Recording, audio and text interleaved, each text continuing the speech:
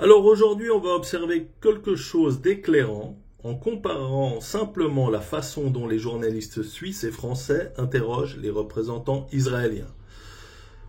On se rend compte que l'approche n'est pas du tout la même. D'un côté, des journalistes suisses qui posent des questions, qui cherchent à comprendre, qui confrontent les diplomates aux réalités du terrain, à la souffrance civile, au droit international. De l'autre, des journalistes français, et en particulier ceux de chaînes comme BFM TV, propriétaire du milliardaire Patrick Drahi, lui-même très lié à Israël, qui semble réciter la version officielle israélienne sans jamais la remettre en question.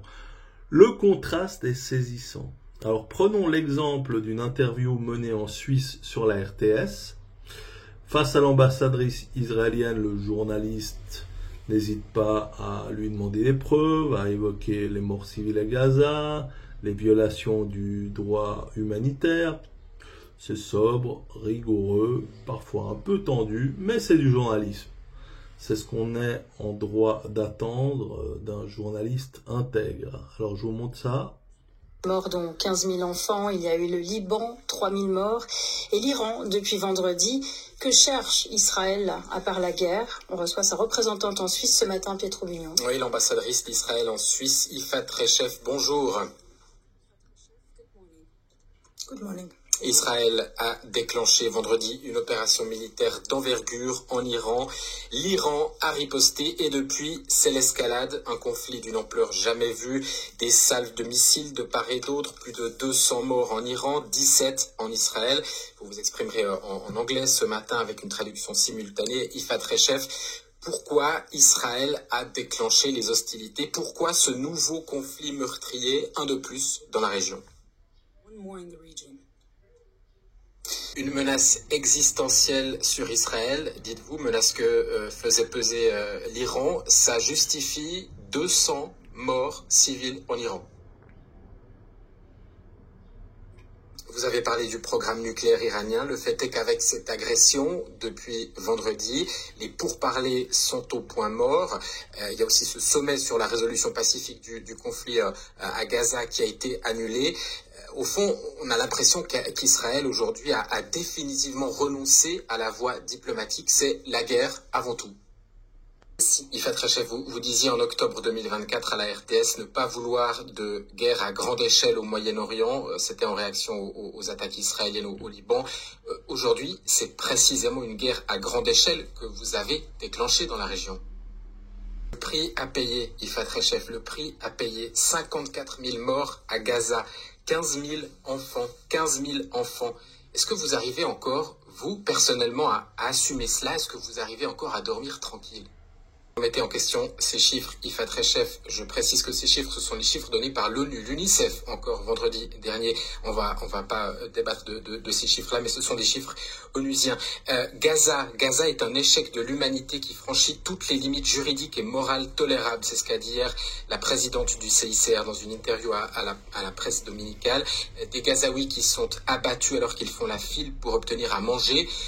Si ce n'est pas une extermination en bonne et due forme, si ce n'est pas un génocide, alors qu'est-ce que c'est, Yifat Rechef? Alors regardons maintenant ce qui se passe en France sur BFM TV. Les questions sont indulgentes, parfois même suggestives, du type Israël n'a-t-il pas raison de se défendre face aux menaces? Ou comment expliquez-vous l'hostilité de certains pays à votre combat contre le terrorisme? Aucun moment de contradiction, aucun rappel des victimes civiles palestiniennes, aucun mot sur le droit international, juste un déroulé fluide de ce que certains appellent la hasbara, c'est-à-dire la communication stratégique israélienne. Tout d'abord, restons sur ce qui se passe là, en ce moment, en direct, monsieur l'ambassadeur. Quelles sont précisément les opérations qui sont menées au moment où l'on se parle par l'armée israélienne en Iran? Le président. Hier, à la même heure, je le disais, et on l'a vécu en direct sur BFM TV, une pluie de missiles balistiques a été envoyée sur Tel Aviv, notamment depuis l'Iran. Est-ce que ce soir, vous vous préparez à ce même genre de soirée? Est-ce que des consignes particulières ont été passées à la population? Il y a aussi des ressortissants français qui se trouvent en Israël. Est-ce qu'ils doivent s'inquiéter ce soir? Non. La réponse est non. Et non. Mais combien de temps Combien de temps cela va-t-il durer? Et avez-vous vraiment les moyens de neutraliser cet arsenal nucléaire qui représente pour vous, selon vos mots, une menace existentielle? Est-ce que ça suffira? Alors, c'était notre intention en tout cas au début. Ça dépend. Donc ça, c'est important ce que vous dites. Vous n'êtes pas parti pour des mois, non, pas non plus pour plusieurs semaines, non, pas plutôt quelques semaines. Voilà, exactement. C'est l'objectif. C'est l'objectif. Ça, vous faites beaucoup la distinction entre le régime iranien et la population iranienne. Mais précisément, qu'est-ce que vous dites à la population iranienne qui vous entend peut-être ce soir et qui voit dans cette offensive peut-être l'opportunité de se libérer d'un régime autoritaire, mais qui craint d'être prise pour cible comme les civils à Gaza? Qu'est-ce que vous leur dites à ces Iraniens? D'abord, ils ne seront pas... Lorsqu'on fait la guerre, il y a toujours des victimes collatérales, il y a toujours des victimes civiles. Tout à fait. Et vous l'assumez ça aussi. Mais notre but est de les minimiser. Donc vous dites à cette population iranienne qu'elle n'a rien à craindre. Non, je dis plus que ça des gens... Et on le lit de plus en plus entre les lignes, c'est de renverser ce régime iranien. Ce n'est pas notre but militaire. Ce n'est pas arrivé. Mais vous pensez que d'une certaine manière, vous pouvez avoir l'opinion publique de votre côté? Est-ce que, par exemple, vous êtes en lien, en contact avec des représentants importants de la population iranienne?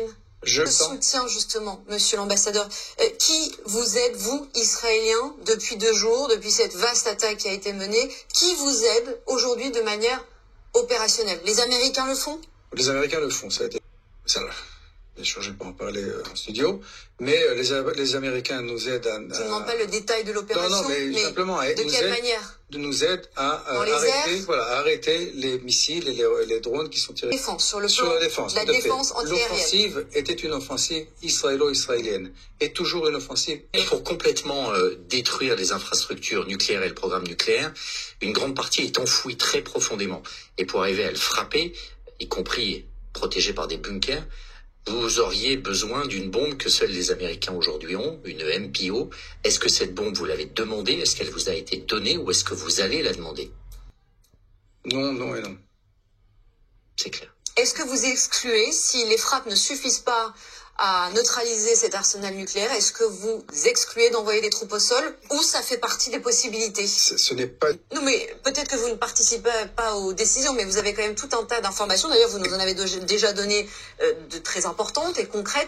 Là, est-ce que vous pouvez nous dire si l'envoi de troupes au sol est une ligne rouge ou pas? Je ne peux pas vous le dire. Azarka, on l'a bien compris, c'est une opération qui a été menée depuis des mois. Est-ce que la décision... Non. C'est une opération qui a été menée depuis des années. Depuis des années, plus que depuis des mois. Est-ce que la décision de déclencher cette opération s'est faite de manière unilatérale ou les Américains savaient, par exemple, et ils ont laissé faire? Le président a la lutte militaire. Mais s'il veut bien reprendre les négociations, vous direz comme Trump, non, c'est trop tard. On ira au bout de l'opération. Vous savez, c'est gentil de me poser la question, mais c'est une question que vous devez poser au Premier ministre. Donc j'arrête là le massacre, je vous mettrai les liens en intégralité. Mais cette différence ne sort pas de nulle part. En France, une grande partie des médias d'information en continu, et notamment BFM TV, appartient au groupe Altis, contrôlé par Patrick Drahi. Son soutien affirmé à Israël n'est un secret pour personne, et cela pèse lourdement sur l'objectivité du traitement éditorial. Lorsqu'un média appartient à une personne engagée politiquement sur une question internationale aussi sensible, peut-il encore être indépendant? La question est vite répondue, comme dirait l'autre. On voit bien que non. Alors, ce n'est pas une question de pro ou anti-Israël, ce n'est pas une question d'idéologie, c'est une question de déontologie. Quand un journaliste laisse un ambassadeur dérouler sans broncher une ligne de communication militaire, sans jamais le confronter aux faits, il ne fait plus du journalisme, il fait de la communication. À l'inverse, quand un journaliste, comme nos 2 journalistes suisses, prennent le risque d'être impopulaires et posent des questions qui fâchent, alors ils font leur métier. Alors cette vidéo n'a pas pour but de caricaturer ou de juger des personnes, mais de rappeler que le rôle des médias, ce n'est pas d'accompagner les récits officiels, encore moins en période de guerre, c'est de douter, de recouper, d'interroger et surtout de servir le public, pas les intérêts économiques ou géopolitiques de leurs propriétaires.